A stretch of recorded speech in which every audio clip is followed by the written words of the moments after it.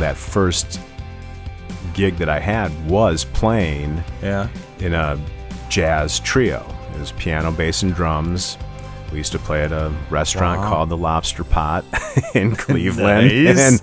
And, so, I mean, that was Come see me at the Pot. Right, yeah, exactly. Hey, come see this 16-year-old kid play at the Pot. Yeah. Right. This is the Life's Learning Curve podcast, and I'm Paul Hart. Stand by. Today we're here at Studio 502. We have Robert Broz here, currently drumming here in the Midwest for the country band Smoking Guns and the Doobie Brothers tribute band China Grove. For the past 30 years, Robert's been a freelance artist, a church musician, as well as maintaining a good-sized private teaching practice. Hi, Robert. Hello, Paul. Thank you. Thank you for having me today. Nice of you to come today. You play multiple instruments, and I know that you began on piano. Is that right? Correct. Yep. So how did it go from piano to drums? Well, I had always wanted to play drums, and I was one of those kids that, dragged out the pots and pans from, underneath the cabinets. Yeah. But in my house growing up, piano was mandatory, wasn't an option. So for both myself and my sisters, we had to take piano. My mom was very musical. She played piano. Her mom played piano. My dad didn't play an instrument, but loved music. So there was always music in the house. I started taking piano lessons in second grade. Wanted to play drums, but the school didn't offer lessons until fifth grade. Right. Yeah. So I had that piano background when I first started playing drums. And then when I started taking drum lessons, I had to continue with the piano. The piano has benefited me greatly. I mean, it's made me a better, not only drummer, but a better musician.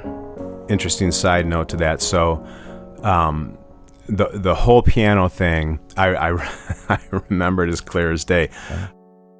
I would sit down at the piano, and my mom would have me practice, and I would sit there and not play a note. And she would just very calmly be like, well, okay, you just have to sit there until your time is done. And I remember her mantra was, one day you'll thank me for this. Flash forward years later, when I was living in Nashville, I had got done practicing drums one night, but the piano thing was in my head. So it was probably about 10:30, 11 o'clock at night. And I thought, okay, time to make that call.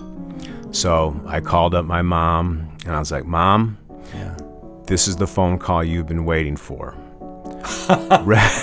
Remember how you said one day I'd thank you for making me take piano lessons? Well, this is it. Thanks for, making me stick with it, because it allowed me to accelerate in a way that wouldn't have been and understand possible. What everybody else is kind of doing.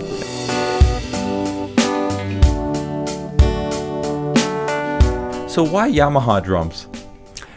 When I was a kid, first into drums, I would get every drum catalog. And just pour over the pages. Do you still have them?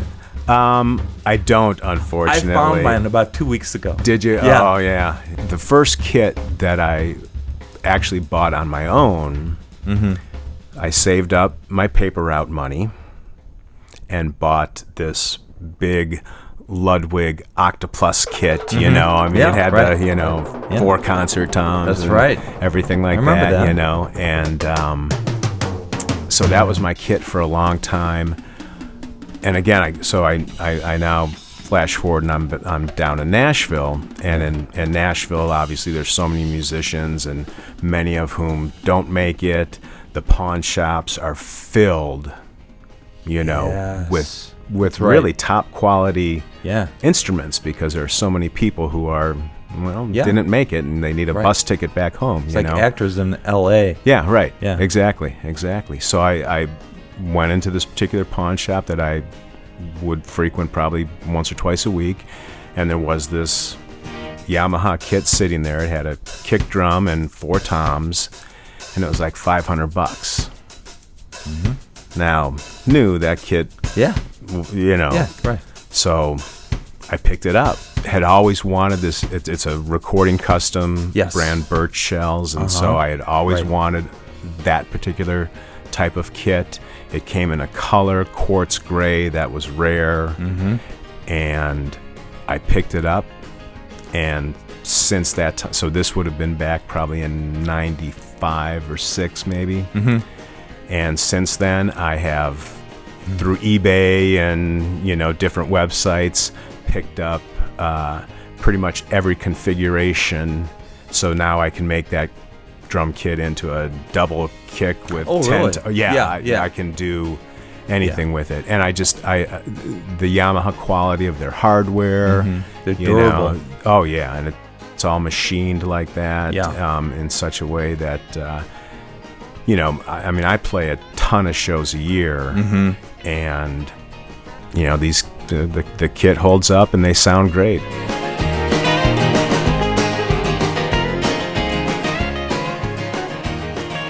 What do you kind of lean towards? What do you like best? Do you like gigging out with the bands, or the studio stuff?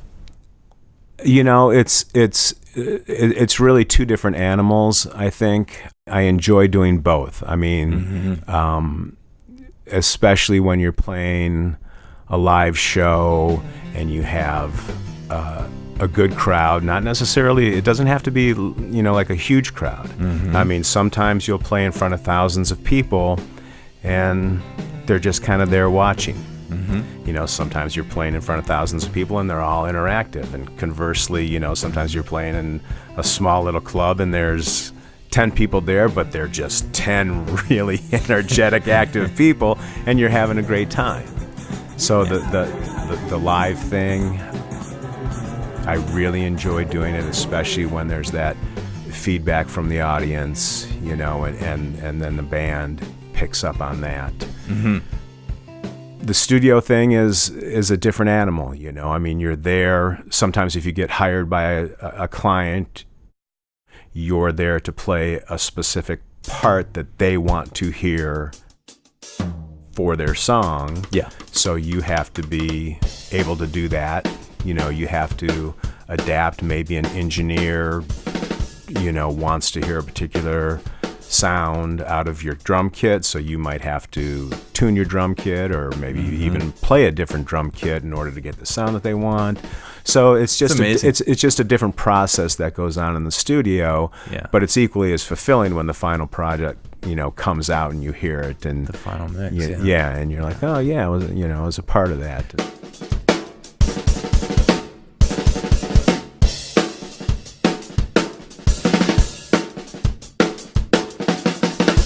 Yeah, I did an album. There, I'm dating myself as well. Not according to my son, who's 23. He still Right. has albums and records. Right, so there you go. right, yeah. There was a group I was with not long after I had moved up to Chicago, and we did some live shows and ended up recording a record. That was a really good experience because it was a whole collaborative thing. We had a rehearsal space, and so we were working on these songs for quite a while. Everyone was contributing, and then when we finally went into the studio, you know, we had a really good producer and a really good engineer, and brought in some guest artists that really kind of filled out the record. I mean, it didn't really do much commercially, but it was a really, really fun project to be involved with. So That's a common tale. I mean, there's some really good music out there that nobody's ever heard. Oh, absolutely. Yeah. Absolutely. You know, when I was first started playing professionally, you know, I was 16 years old. I couldn't drive yet. My parents would have to, like, drive me to a show and then come back at, 2 in the morning and pick me up from a show. So that was exciting, doing that at that age. Yeah. the first time I was really with a professional band and making my living doing it and playing out on the road. That was a really exciting time. I was young. I was in my early 20s, and here I am. Yeah. Living the dream. Yeah, so to speak, right? Literally. And now doing what I'm doing, I've been with Smoking Guns for, I want to say about 13 or 14 years, which is the longest I've ever been involved in any project. Mm-hmm. Maybe the best thing, I've got grandkids too. Mm-hmm.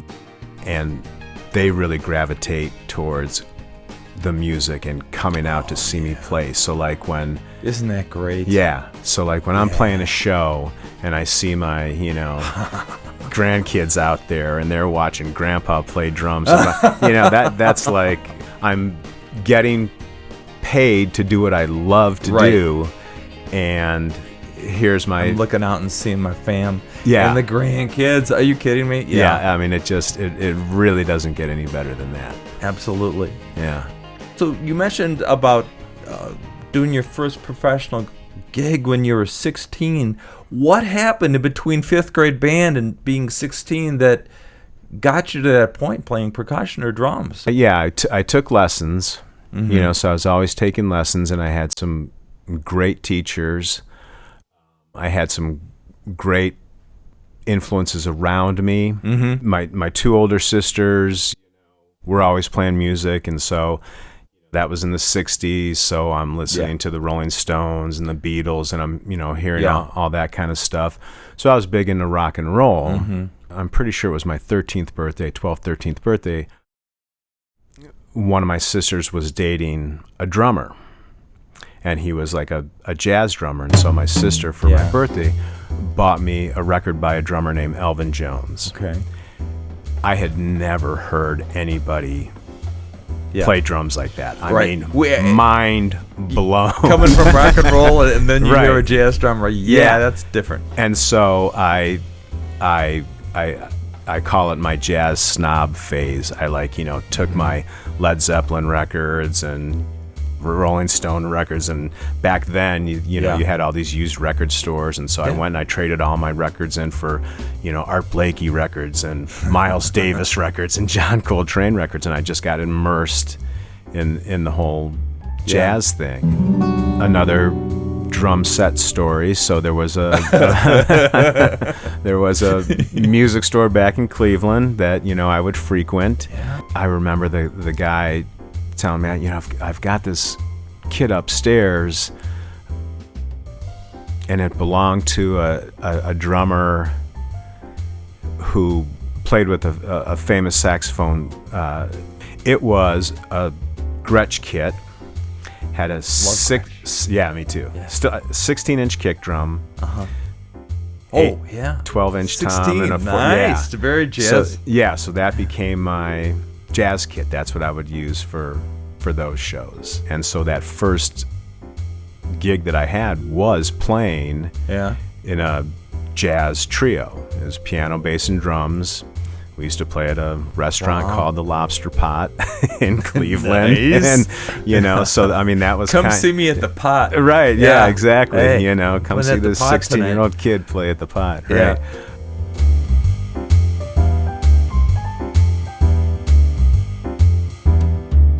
So I got this kit, and I couldn't find out much about it because years ago there was apparently a fire like in the Gretsch factory. So I called Gretsch, and because the serial numbers are inside the drums, and I gave them the serial numbers, and they got back to me and said, "We're sorry, but there was a fire. We can't, So I know I know the kit is from the 60s, but I can't pinpoint what it is. But like I said, it's a great sounding kit, and I still have it.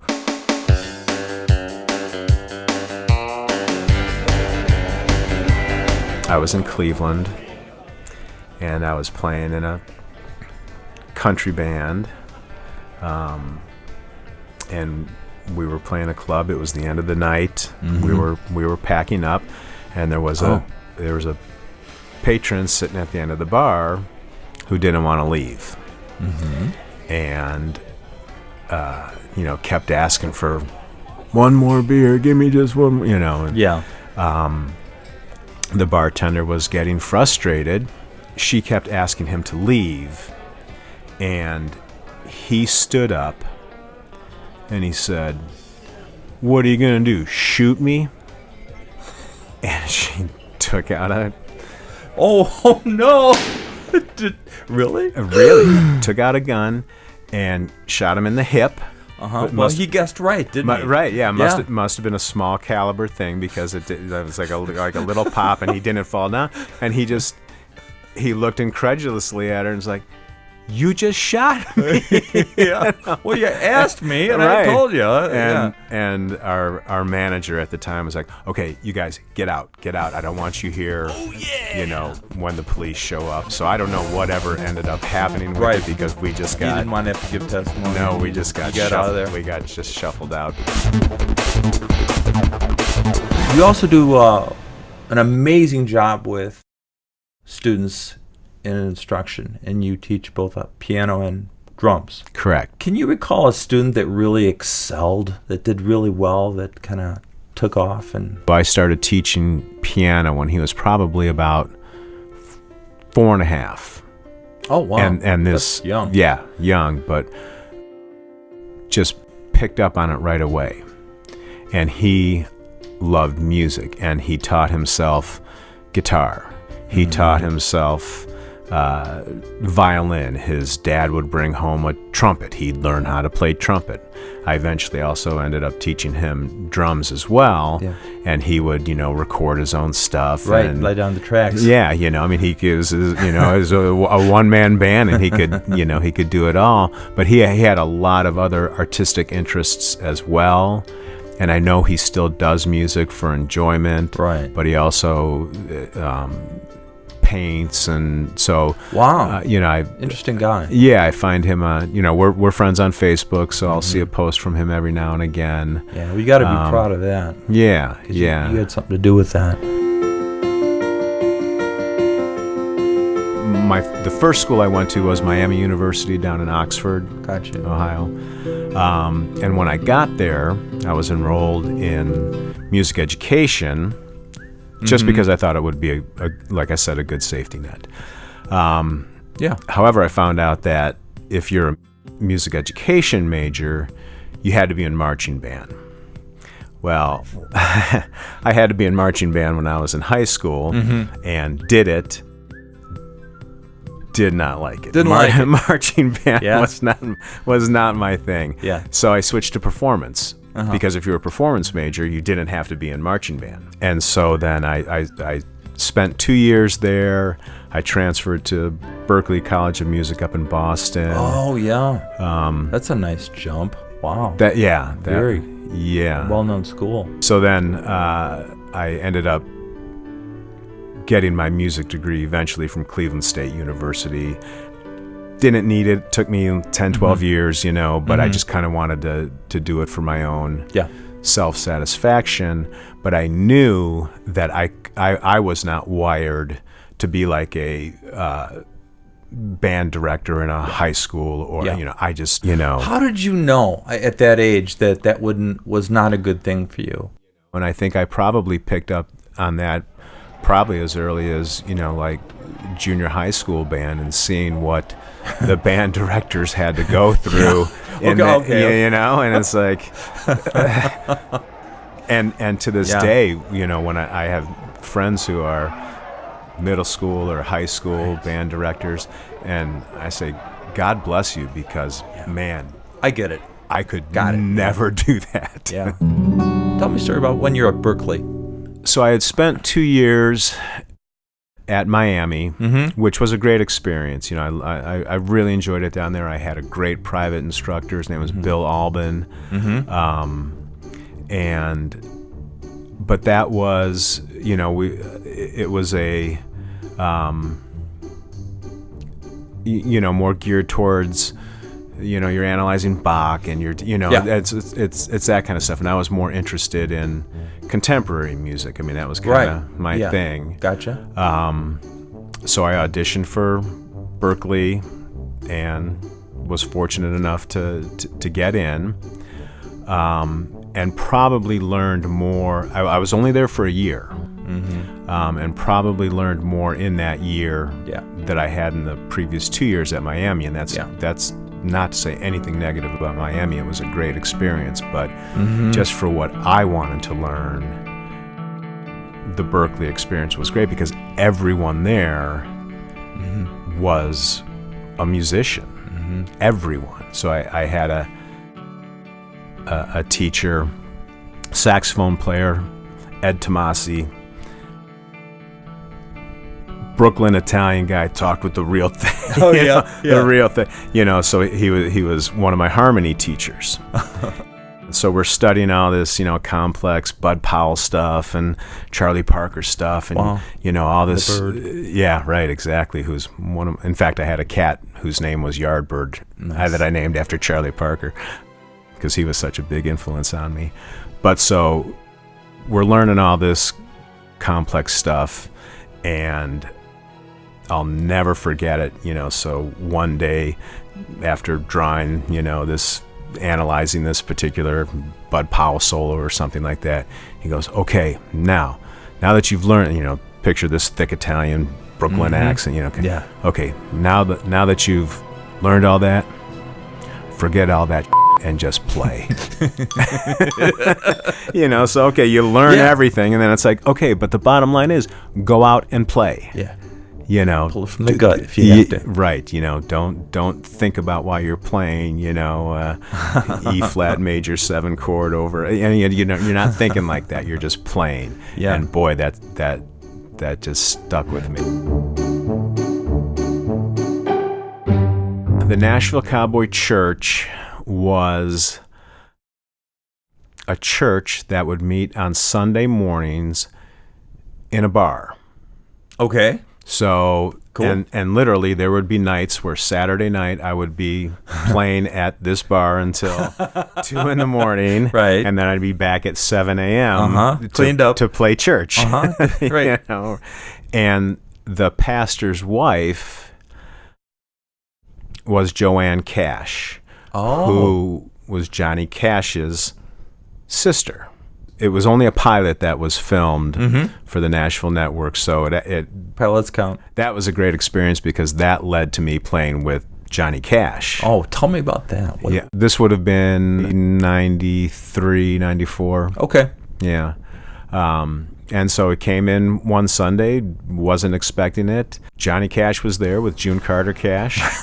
As always. Right. Yeah. And the whole Carter family. We ended up playing that service and playing songs with Johnny Cash, and it was an amazing experience for me. Yeah. To play with one of my musical heroes. I loved Johnny Cash before that. I've heard he's a presence that when he enters a room, you just can't take your eyes off him. He's kind of like... He is, but he is so humble, the man in black, but for this thing, he wasn't all dressed up in his... normal. He's a good God-fearing man after everything that's happened to him. Yeah, right. Yeah, right. But it was great. I mean, he was just, he's thanking us, for playing with them. 2-3 weeks after that, I'm in a grocery store, and he's there too, because that's the way it is down in Nashville, right? I mean, I came up to him, and I said, Mr. Cash, I don't know if you remember me. I played drums with you at the Nashville Cowboy Church, a couple weeks ago. And I know for a fact that he didn't remember me from Adam, but he said, "Oh yeah, I remember. Great drummer. Yeah, it was great playing with you." And that's just the way he was. When you were growing up, who was your greatest supporter in your family? My parents were both very supportive. Both my parents were educators. My father worked for the Cleveland Public School District. He was a teacher, principal, then became an administrator. So he always supported me, but at the same time, was aware that, you might need something to fall back on. So he would, maybe throw me a book about education or something like that. Hey, you might want to read this, just in case. But when I decided to go to music school, no one said, don't do it, that's foolish, do something that's gonna, when I decided to move to Nashville, no one said, don't do it if this is something that you want to do and need to do. So there was always that support there, concern like a parent would have to make sure that their kid is not going to be panhandling on the street, playing buckets for, money or something like that, right?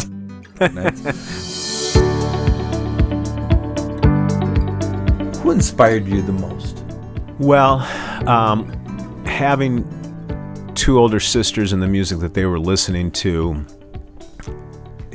there were a number of influences that inspired me, but I probably would say Ringo Starr. Like a lot of people, he really brought drumming to the forefront. Exactly, he did. And there were drummers before that were, a Gene Krupa, a Buddy Rich, who were very prominent, visible drummers. But as far as kids, you're more listening to the rock and the pop stuff. And so Ringo was like, it. And I'm sure you've heard Ringo's stories and things like that, but he had that Premier kit or drum kit. It wasn't very good, and when the Beatles a larger degree of success before they came to America, they asked him, what would you like? He said, I'd love a Ludwig kit. Yeah. He said, and you want your name on it? Because everybody was putting initials back on the drum heads back then, and he said, the Beatles, and so they designed the logo, and then he's got the drum kit, with the cymbal sizzlers. I think he had for the ride cymbal. He might have. Yeah, I'm not sure. One of those early tracks, there was a lot of shh, right, with no hi-hat going. So they asked Ringo what he thought of Buddy Rich. Now these are two totally different types of drummers. Right. Sounds like he's got rats running around his kit. And I thought about that for a while. One of Buddy Rich's drum solos, and sounds like there's rats running around the kit.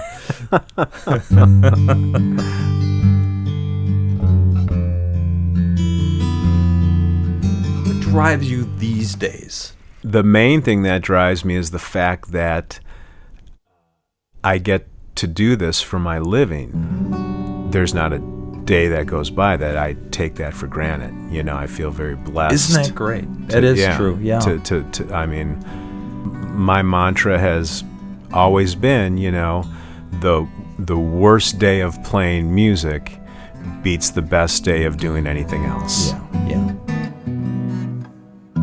I remember our band in high school, going way back. Yeah. A band that played out places, and we had gotten a job at a VFW, and when we showed up in the corner, they said you can put your drums in the corner, and there was a piece of carpet that was about the size of it was like 5 feet by 5 feet. Well.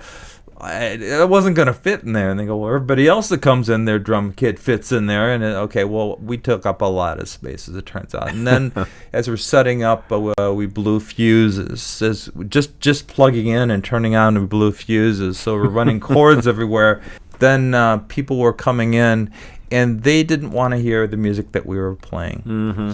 So they were more probably country, late 50s, mid 60s country, even though this was in the late 70s, because we weren't playing country music as a band. We had played some country music just for fun at practice. Yeah. We started playing those jams, and everybody came out of the bar and danced, and the dance floor filled, and we were playing nothing. We were just jamming in a country flavored twang. Very, very similar story. So I had a band here in Chicago, and we were mostly an original band playing like power pop stuff. So we were big influenced by the Raspberries and that kind of a sound. And so we were playing a club in McHenry.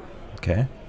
And it was mostly like bikers and so we come out and we're playing this jangly power pop kind of stuff, Your 12 strings out, and it's like you're right, exactly, totally, exactly like that, and we're not getting a good response at all. We're thinking these guys are going to break out chains. Right. The guitar player who was fronting our band just started playing the riff to Taking Care of Business by Bachman Turner Overdrive, and everyone all of a sudden turned their heads and like, okay, that's something they recognize it. And from that point on, we just started playing rock tunes that we had never played before. Aimed in that direction. Right. And they loved us by the end of the night, But it's like, okay, that's adjusting on the fly. We used to call it the Chuck Berry rule. What would Chuck Berry do? Yeah. He'd go this direction. He'd go that. So that's what we used to always call it, the Chuck Berry rule. Pretty cool. Great story, though.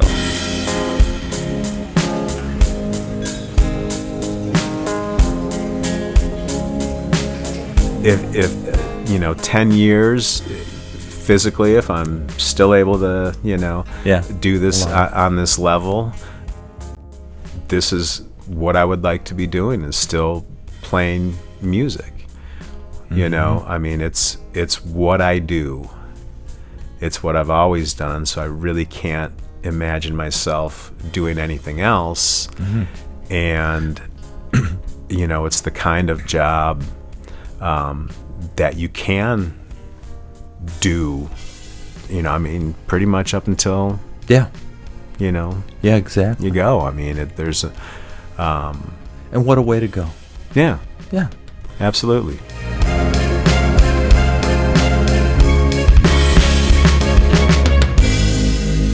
So if you could travel back in time to, say, like, you're 12 years old, you could talk to yourself, what would you tell yourself at 12 years old? We get such a small amount of time on this planet. We're here for a blink of an eye, but just to enjoy it and not take anything for granted, because it could be gone tomorrow. Absolutely could be gone tomorrow. Yeah. Well, Robert, thank you for coming today. Paul, it's been my pleasure. Thanks for having me. The worst day of playing music beats the best day of doing anything else. Musician and teacher Robert Broz is indeed a one-of-a-kind type of guy. After our podcast and after our interview, I firmly believe that besides music, life is Robert's work of art, and he spends each day making every day new and one of a kind. Pretty good. For Life's Learning Curve, I'm Paul Hart.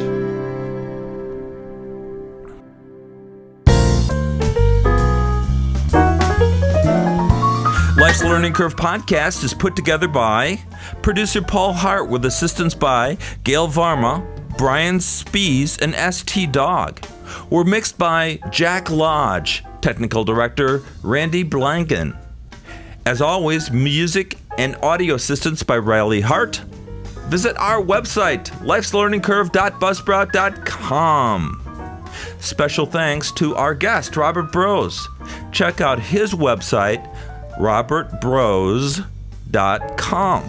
As always, don't forget to choose the like on Facebook and find us again where you're listening right now, including newly added iHeartRadio. I'm Paul Hart, and we will be back with more stories from Life's Learning Curve.